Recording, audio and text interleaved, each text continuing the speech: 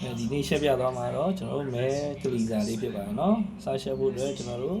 အနေတော်လေးတစ်ထားတယ်ဝန်ထမ်းသားလေးပေါ့နော်စာပလာစုံနေထားပါတယ်ပြီးတော့ဂျင်းချက်တုံပြူလေးထောင်းထားပါတယ်နော်အခုဆိုရင်ကျွန်တော်စားရှက်ပါမယ်ဒီတင်ပြီးတော့ကျွန်တော်တို့တင်မယ်ပြီးရင်စီထည့်မယ်စီပူလာအောင်စောင့်ပါမယ်နော်စီပူလာဆိုတော့ကျွန်တော်တို့နည်းနည်းမုံလေးကိုထည့်ပါမယ်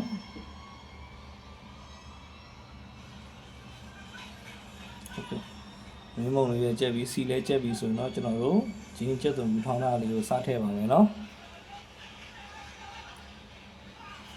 ဂျင်းချက်တုံပြူအနံလေးမွေးလာတယ်ပြီးတော့ရဲလာတဲ့အထိစီတက်ပေးပါမယ်နော်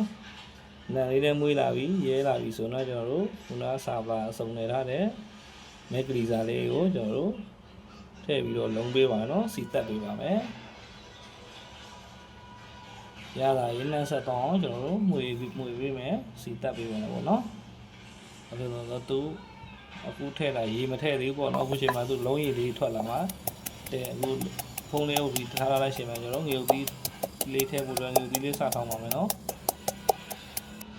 ငရုတ်သီးလေးညထောင်းမယ်ငရုတ်သီးလေးညသွားပြီဆိုတော့ကျွန်တော်တို့ဆိုတော့တည်ထားတဲ့ဟင်းအိုးလေးကိုတစ်ခါပြန်ကြည့်မယ်နော်ဟင်းအိုးလေးကလည်းပွက်လာပြီလုံးရည်ရေလေးလည်းထွက်လာပြီဆိုတော့ကျွန်တော်တို့အခုလိုနေထားလေးပေါ့နော်လုံးရည်လေးထွက်လာပြီဆိုရင်ကျွန်တော်တို့ရေတွက်လို့ရတယ်ပေါ့နော်ဒါဆိုလို့ရှိရင်ရေတစ်ခါလေးထည့်ပြလို့ရှိရင်ရတာမကောင်းဘူးပေါ့နော်ကျွန်တော်ရေထည့်ပါမယ်ရေကျွန်တော်တော့လူယူတောင်ရှက်ဖို့အတွက်ရေများများလေးထည့်ပါရနော်ရေများများလေးထည့်ပါလေလူဝင်သူကကြက်ရှက်ရတာပေါ့နော်ကြက်ရှက်မှာဆိုတော့ရေလေးများများထည့်တယ်ရေလေးလူတော့ထည့်ပါရနော်ကဲအခုလိုနေထားမျိုးလေးပွက်လာပြီပေါ့နော်ပွက်လာပြီရေလေးလည်းကြာပြီဆိုတော့ကျွန်တော်တို့မြုပ်သီးလေးထောင်းတာလေးထည့်ပါမယ်ဒီထောင်းလာမယ်ရေလေးကြာပြီဆိုတော့ကျွန်တော်တို့ပင်စိမ်းရွက်ကလေးအုပ်တယ်ပေါ့နော်ပင်စိမ်းမွေးလေးဖြစ်သွားအောင်မြုပ်သီးနဲ့ပင်စိမ်းနဲ့တော့သူအရမ်းလိုက်တယ်ဗျမြုပ်သီးနဲ့အဲ့လိုလေးမှကျွန်တော်ရောဆက်အဆက်စားတဲ့သူဆိုတော့ဗျာဆက်ကလေး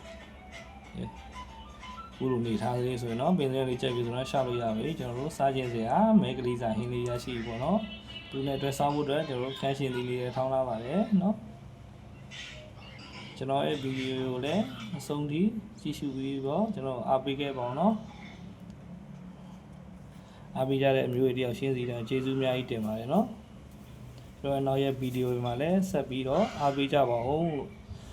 အားလုံးကျေးဇူးတင်ပါတယ်နော်